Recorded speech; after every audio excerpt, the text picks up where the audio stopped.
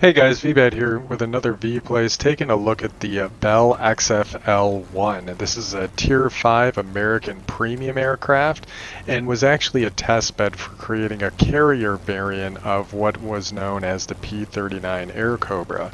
P-39 Air Cobra is available in the premium shop episodically and is currently available from April 1st through May 1st for a price point of $20, upping to $35 if you would like to try and get some of the extra bonus missions that come along with it, and an option to be able to get some extra camouflage and decals. Now we are playing in the Attrition Mode, and this airframe carries a 37mm cannon in the nose and then two 7.62 machine guns mounted and synchronized with the propeller on top of the nose. Now, I prioritize aiming with a 37mm, and you can see there it did the lion's share of the work there, just chunking away huge swaths of the enemy hit points. Now, I always like to try and capture at least one zone before I go and start brawling in the middle, because the last thing I want to see is the enemy get lucky with some solid bots that are able to take a capture zone early on and then be suffering a deficiency when it comes to the multiplier while brawling in the middle. At least in the middle, I can try and affect some of the multiplier by just doing well in the dogfight. Now, this aircraft is pretty maneuverable, not necessarily very fast. I'm conserving my boost. We don't really want to operate at too high of an altitude. This thing likes to stay around 4,000 feet usually, but up here it's still able to hang with the other aircraft since most of them are going to be outside of their engagement envelope. Now, there's an enemy in a Kai 81. And he was not able to stand up to the sheer power of the 37mm cannon. Now, it takes a while to get used to using this cannon, and this is actually how I learned how to play my P-38J. If you watch my P-38J video, you'll note that getting used to that 37mm cannon along with all of the machine guns becomes a little bit problematic at first, but once you get a hang of it, can really do some serious damage. And since this aircraft prioritizes the exact same type of gun, it allowed me to start to understand how to pull lead with it a little bit better. So in a lot of ways, this was a great training aircraft. The Bell XFL-1 is substantially cheaper than the P-39, being that it is a tier lower, but it does make some decent credits and allows me to be able to train up my American pilots. And that I-17 was just floating in midair because he managed to stall out.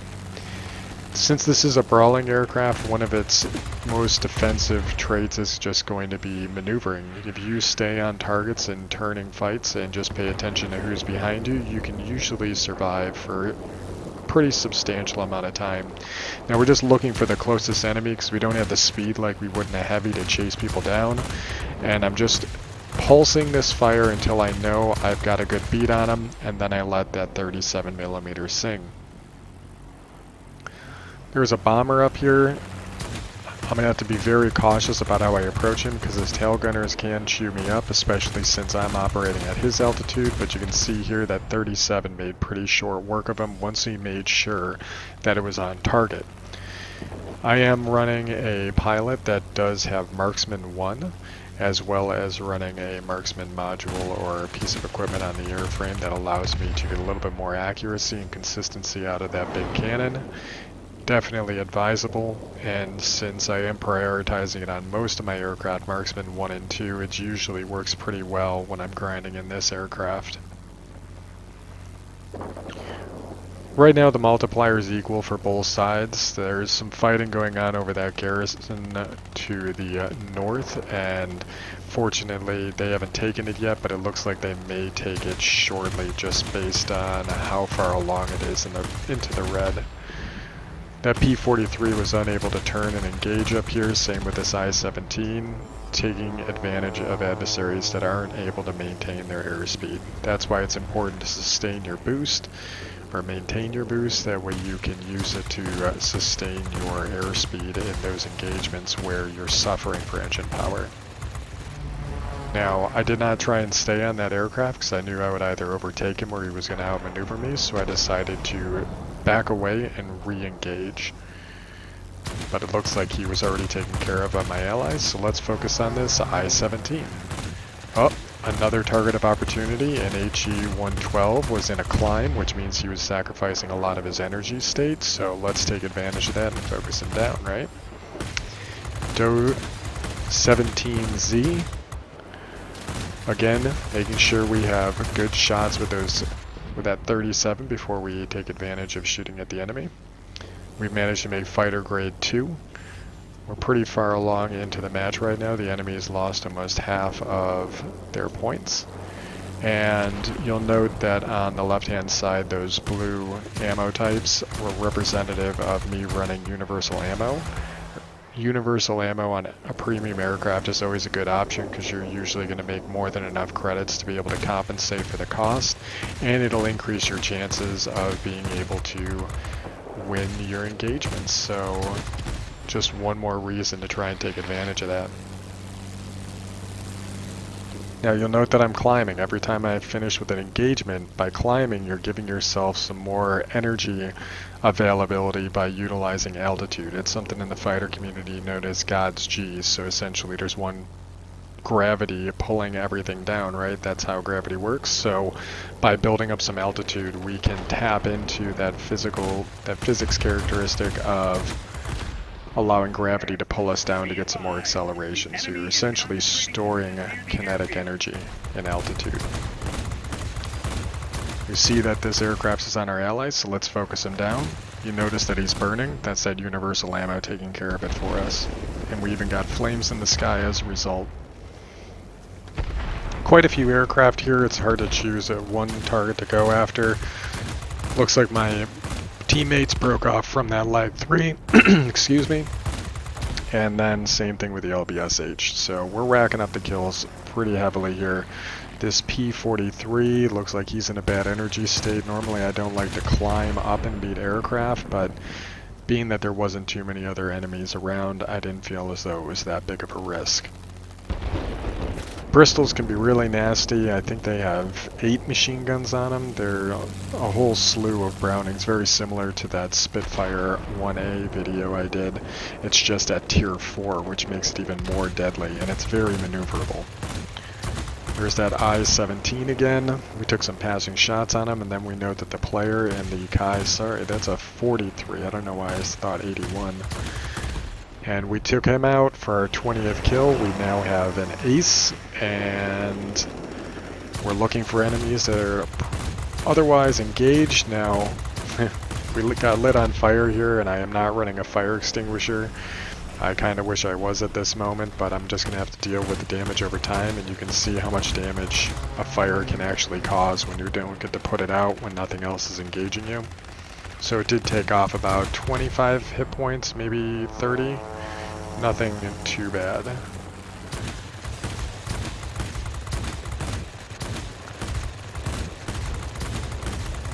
Again, that aircraft got out of a good energy state. We weren't the ones to secure that kill, but I'm perfectly happy.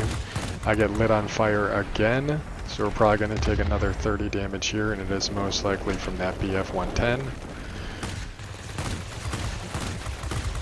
Like I said, your best defense is continuing to fight the enemy.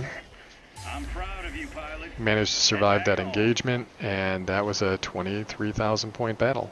I'll see you guys at the post-game stats. Taking a look at the post-game results, you can see this was an absolutely spectacular battle with a personal score of 23,000, and the fact that this is a premium aircraft meant that we got a ton of credits from this battle. Now this is also in tandem with the Zero Tolerance mission, which means we're also getting bonus XP 1.5 times multiplier. But going back to the scoreboard here, you can see even without running premium, we still would have made 208,000 credits.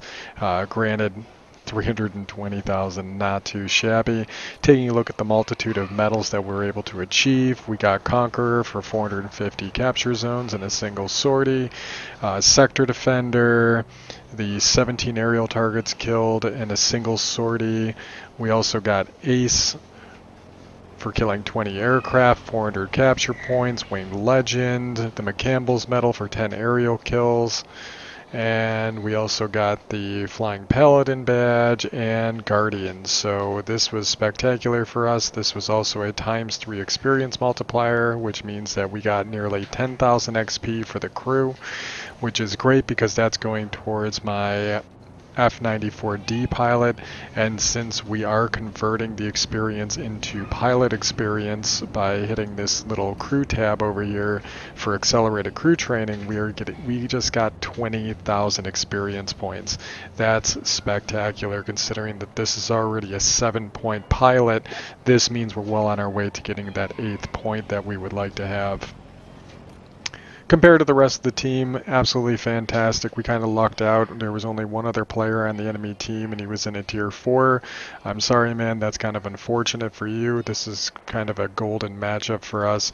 And let's go over what the airframe has available to it. Like I was stating in the video, it has a 37mm that is hub mounted, making it very accurate and also a very strong damage dealer. The amount of burst damage going up against fighters is going to be absolutely massive, with 140 damage per hit, and then the ability to tickle away what health is left on the enemy with the 7.62s at close range. This is going to be one of those aircraft where the priority is going to be that cannon damage, and anything from the machine guns is just going to be icing on the cake. For the modules, we are running improved reflector sight for increased accuracy, engine tuning, as well as aircraft polish to increase the top speed. But going back and seeing how we've been able to take advantage of the improved radiator, I think that's going to be a better bet. And you can tell by the marks on the aircraft with 5 marks, I really do love this airframe, and I think it's absolutely spectacular. The Bell XFL1 being the tier 5 premium and the little brother to the Air Cobra P39, which is currently on sale until May 1st. In a bundle deal for anywhere from $20 to $35, depending on what type of bonuses you want to get with the airframe. It's going to sport a very similar armament configuration, with the exception that you're going to replace the 7.62s with 50 cals, and then it will have 4 7.62s mounted on the extremes of the wings, which will allow you to get even more sustained damage out of it. But I have a feeling you're going to want to maintain utilizing that cannon as the primary source of damage for being able to really chunk away a bit of the adversary. In a lot of ways, the P39 is like a fighter variant of the gun configuration that you would see on the P38J series. So all in all, a great set of airframes for running as a premium. If you have American aircraft and you want to train up a pilot, this is an excellent option.